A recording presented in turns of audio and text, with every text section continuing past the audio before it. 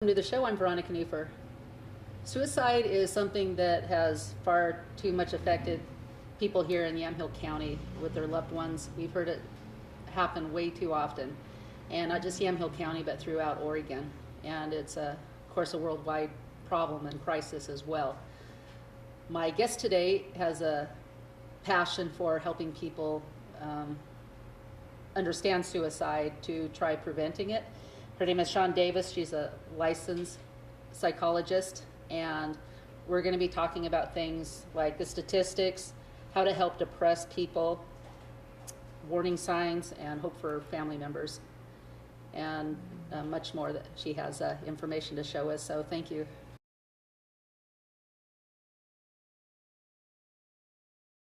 The other thing that we want to look for is, are there any protective factors, right? Which we're going to talk about what those are. So here's kind of a breakdown when they look at when people are attempting suicide or have left a note or what have you, things that the attemptee says are the reasons. Relationship problems is a huge one. And in teenagers, we can't underestimate this. You know, we may say, you know, dude, your girlfriend broke up with you, there'll be another one. Yeah. But in the life of a teenager who's very in the moment, whose brain is not fully developed, let's not underestimate how important was that person to them. Yeah, I've heard that a lot. I was talking to somebody fairly recently, and I spoke to them, and I said, you know, when I was a youth, I felt the same way, and I had thought about suicide. Yeah. And to see the life between youth and where I'm at now, it's like, wouldn't that have been silly? And yeah. I got a kind of a laugh and a giggle from them. Yeah. And I think people just need to know that, you know, let's just get through this really hard time, and there's hope ahead. And just about the worst thing we can do to a kid is to laugh at them when they're really hurting, right? Yeah, no, he was laughing at me. I'm never going to tell you. He laughed at me. Right? Yeah. Yes. Our kids can laugh at us, and that's totally fine. Yeah. So, you know, that substance use, big risk factor. You know, if you die in an accidental overdose, you still died. And so that's a thing. Financial problems, loss of housing. Homelessness is no joke, right? And depending on age, that can be a big reason. I think we see that a lot of times in adults more than kids. Is that why adults, reason the men in the 50s, that's why they... I wonder sometimes. Yeah. I don't know that it's that the research I looked at tied it directly to that, but you know, that's kind of loss of job, loss of housing, those kind of things. The adults that I've heard that committed age. suicide, and I didn't know any of them. Well, I've never been affected personally by suicide, somebody close. Yeah. But the men I know of that did that it was all tied to financial. Yeah. Their business was going downhill. Yeah, a different factor for a different age. Sure. Okay. Crisis in the past or upcoming 2 weeks. And so for adolescents in particular, or let's just say that 10 to 24, a 2-week window is right now, and it feels like everything. And so something that may have happened or we know is going to happen, that big final that I know I can't possibly pass, it's next week, and my parents are going to be so disappointed, and I won't go to college, and then I won't get a job, and then I'll be on the streets. Like, do you hear of that happening? I hear that kind of pressure often. You know, it's the internal script, right? Yeah. And so looking at, okay, what's the stressor that's so immediate? Physical health, you know, if you're in chronic pain and there's no cure for whatever you have, life can feel kind of hopeless sometimes. And then legal problems. Okay? Again, we're kind of just looking at those warning signs, and we talked about social withdrawal, and that's definitely on this list. Watching for things that feel out of the ordinary. This gregarious person who just seems really sullen. Or even the opposite. This person who's normally kind of flat or down, and all of a sudden is really outgoing and giving all their stuff away, and hey, remember me. Those things, right? Changes, drastic changes, increased anxiety, really feeling stuck, whether that's in a physical condition or in a social situation. What do you do with people nowadays? This is the big thing, is people feel stuck. I mean, that big age group, rent is astronomical. I don't know how anybody can do it. How do they do it? Yeah. Exactly. How do they get ahead? I mean, I remember feeling that way when I was younger too, but it's even worse now. Yeah. So people right now feel stuck. Right. Do you have any advice for that? Yeah. Yeah, I sometimes feel stuck, Uh-huh. right? Yeah. Like, I'm doing the same thing every day. Especially for younger people. That piece, those messages about this is a season. Well, really, this is true in any. A lot of times I'll talk about the waves of emotion and events, right? Mm-hmm. Sometimes we're on top of the swell and we can see Hawaii and it's okay. And sometimes we're at the bottom and all we can see is ocean around us and we're sure we're going to die. But things come and go. And really working through that piece and also being able to say, I'm going to ride the waves with you. You're not here alone. Because that isolation piece can overwhelm people. If I really feel I am truly the only person who is never going to have a career or whatever it is. I mean, really the content isn't the point. It's that isolated, lonely place of no one can understand me. No one gets it. Mm-hmm. And so when we hear those kinds of things, being able to just be present with someone, Mm-hmm. even if we can't fix it, right? Mm-hmm. Differences in emotions, sleep. If all of a sudden when someone's sleeping all the time or not at all, that's a big flag of something's going on. Whether it's leading to suicide or not, something's changing for this person that needs to be paid attention to. If people kind of give their things away, like willing them to people, again, that person goes to the emergency room today. That's a big sign. I'm really checking out of here, right? What else is on that list? Hopelessness, gathering up lethal means. Yeah. Any questions about any of those? Well, it still comes to my mind such a hard age, you said 15 to 24, and 15, the boyfriend breaks up, struggling at school, parents getting divorced, or parents, not getting along because they're going through that age in life, caring what everybody Right. thinks. That really stands out. But what I see over and over again is, and maybe because that's the age where my kids are in life right now, is they get out of high school and they finally achieve that, and the whole world's in front of them. They think that they're going to find Mr. and Mrs. Perfect, get a great job, and have a big house and own the world, and they're going to do that by the time they're 25 or 30. And what they find out right away is my parents aren't telling me what to do anymore, and everything that is in front of me is my responsibility, and this is really scary. The world is a scary place, absolutely. Yeah. Well, it can be. I think it is for most people. Yeah. Now I try to encourage, just, Yeah. what do you want in life? Okay, just start at the beginning, take a class in college, and A lot of times the best gift we can give our children is teaching them to live very true to their values. Because whether I'm looking for a career or I'm volunteering at the animal shelter, my sense of myself is going to be most happy when I'm finding ways to be true to that. Those things that I know to be truth, right? Those things that I know to be about myself. That sounded weird.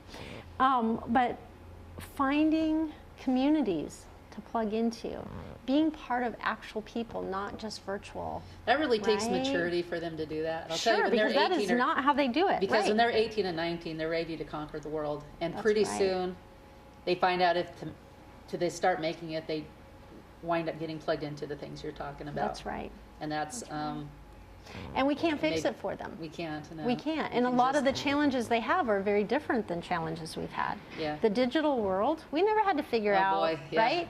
They have to. It's not going away. There's a lot of right? addiction with that too, and that causes depression.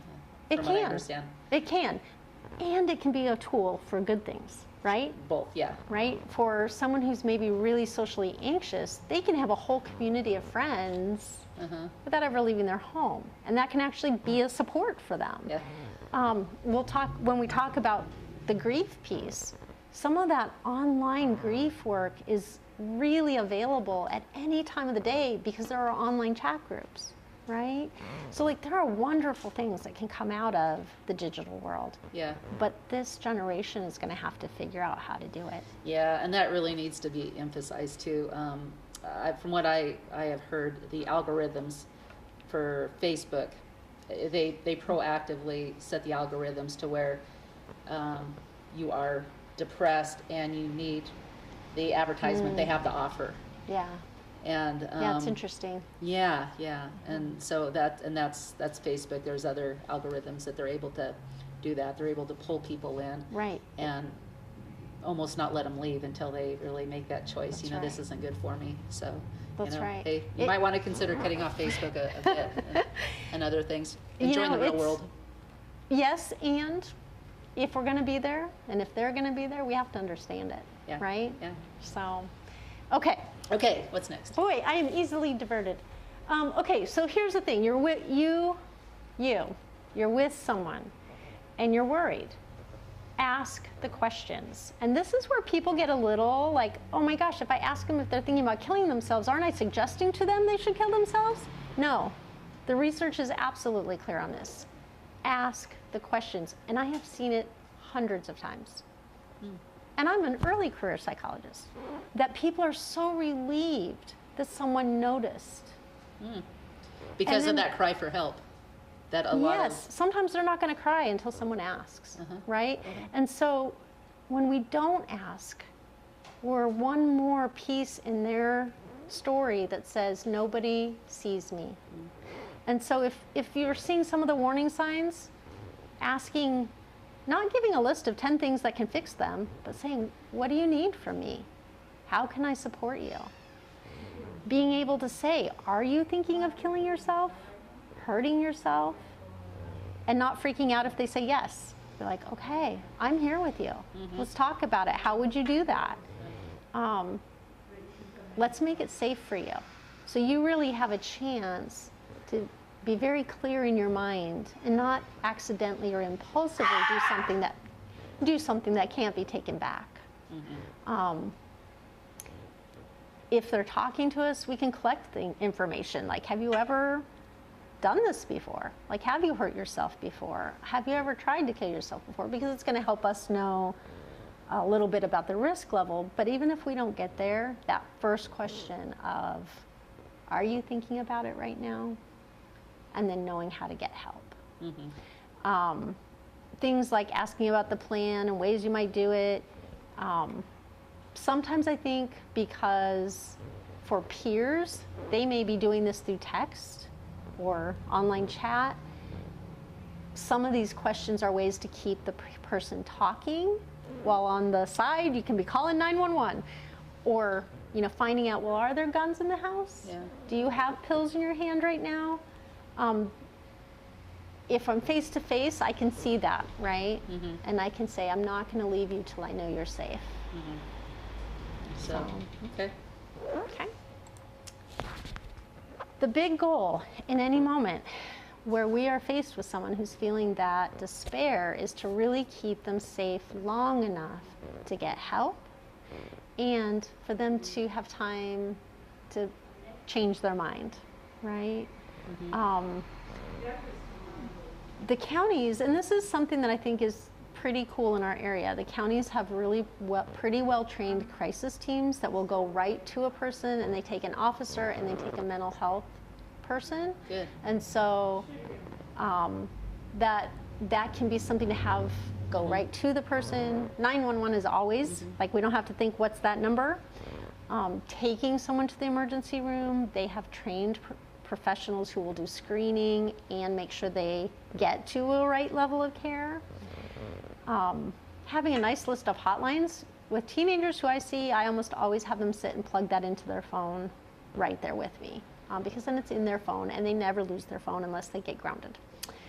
And then knowing that the primary care doctors and their offices and medical teams are really moving in a good direction here in Oregon, and that they can be a good resource of, if it's just during the day and I'm not sure, they can call their doctor and say, I'm having these thoughts, what should I do? Kind of. So Oregon is trying to fix some of the, And probably the nation. Okay. I only am here, so that's where my, experience is. But it's much more out there in the awareness than it ever has. good. Yeah. If you've been able to collect any of the information about what they're thinking, of course you're going to tell that to the physicians or the emergency room or the crisis team, so that they kind of know, anything they have is going to help them. But if nothing else, being able to be present with that person. Also thinking about personal safety. The thing with weapons, it's messy. And so knowing that we sure hope we catch people before a gun is in their hand, right? We have to be also really aware that dangerous things happen. So I just want to touch really quickly on things that we would consider protective factors, because if someone tells you, yes, I'm thinking of killing myself, I know my heart, even as many times if I've talked through this, kind of takes a little sink. So knowing that the presence of some protective factors can kind of lower the imminent risk. And we look for things like future-oriented thinking. Yes, I want to die, but first I got to get to homecoming, right? I can't do it today because I work tomorrow, those kinds of things. Relationship with nurturing loved ones, that's huge. I know my mom would be devastated. That's what I'll hear sometimes. And then part of me is like, that's right, your mother would be devastated, right? People around you will be hurting. That piece. Sometimes people say, yeah, I really do want to die. But a lot of times they'll just say, I want to be out of pain. I'm not really going to kill myself. And so, that I'm going to feel better about that. Concern for dependence. I've got my cat I have to feed before anything else can happen. If we're talking adults, yeah, my children depend on me, those kinds of things. A big one is willingness to participate in a safety plan. So can we talk about how do we keep you safe? If someone will participate in that, their risk level just went down a bit, okay? Good. Those are things we call protective factors. When professionals are talking about risk level, they're looking for imminent danger, very high to a more moderate to a low. We don't really need to know that in our everyday life so much, but what we do need to know is that when in doubt, we want to connect with emergency resources. In the moment, you don't have to make the decision, oh yeah, I think my friend's fine or not. Get help, because you can't go wrong if you err on the side of caution, okay? In Oregon, this area of Oregon, we have some really nice crisis teams, and they each have numbers, and so that can be found with a simple Google search, or cut and paste this, put a relevant one in your phone, and the truth is, if you call any of these, they can connect you to the correct county.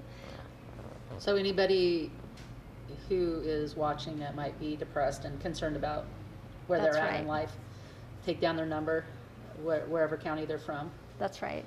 And if a loved one believes that somebody that they know is in a crisis, they can call them too and get help. That's right. Okay. My recommendation is always that you have these numbers in your phone. If you know there are distressed people in your life, have it in your phone so you don't have to find it. The nice thing with this is an officer will show up, but there is generally someone who's trained in mental health care as well. And so, other really important, easy to access resources, the National Suicide Prevention Hotline. If you're in the middle of the night and you're really feeling those feelings of despair, calling that number. The Oregon Youth Line has a lot of different ways to access. There's the phone number, you can text, chat online, send emails. And then this website here, the Suicide Prevention Resource Center, has hundreds, maybe even thousands of different ways to connect. If you're in despair, you don't have to be alone. It's 24/7. If it's someone you're worried about, it gives a lot of really good suggestions and resources. Okay. Okay.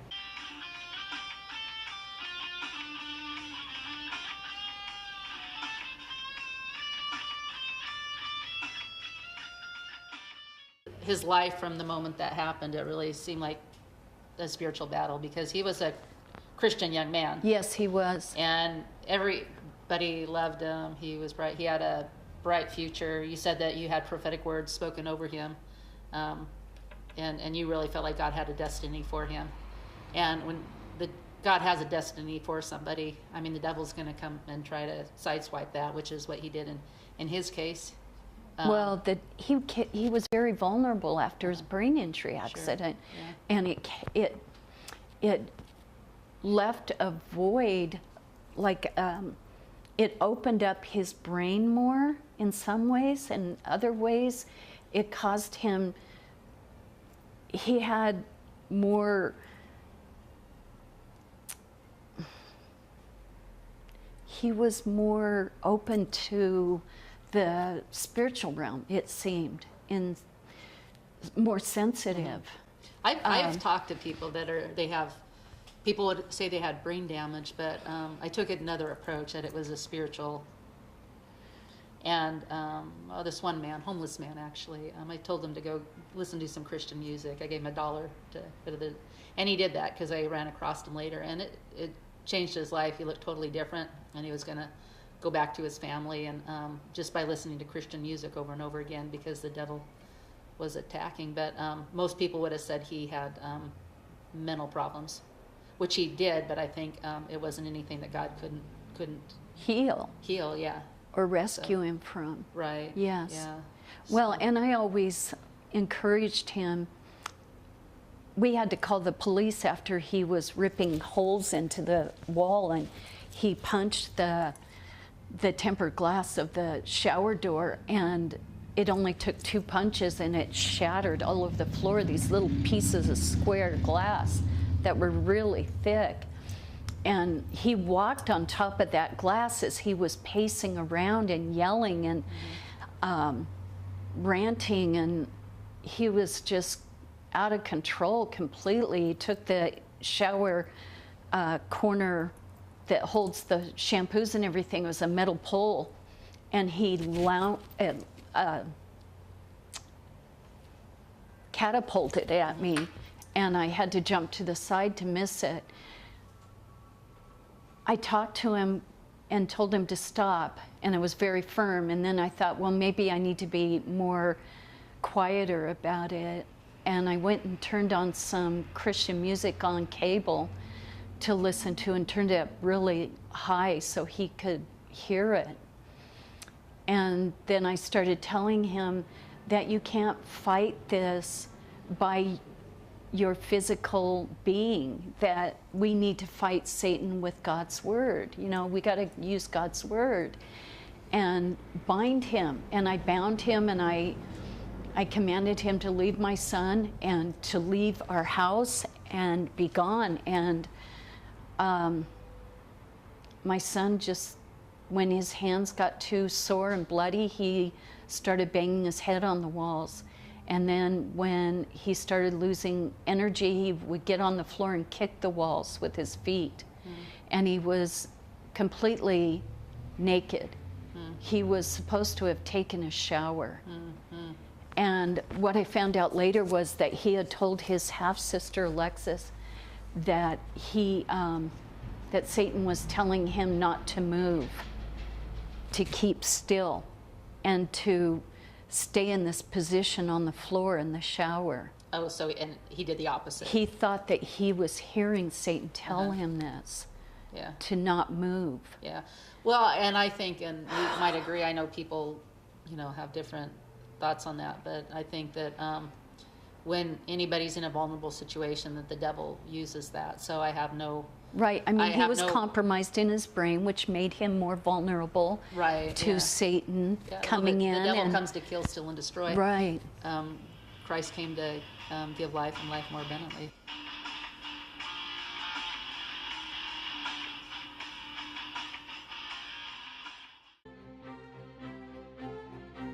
Inspiration. Arts and crafts.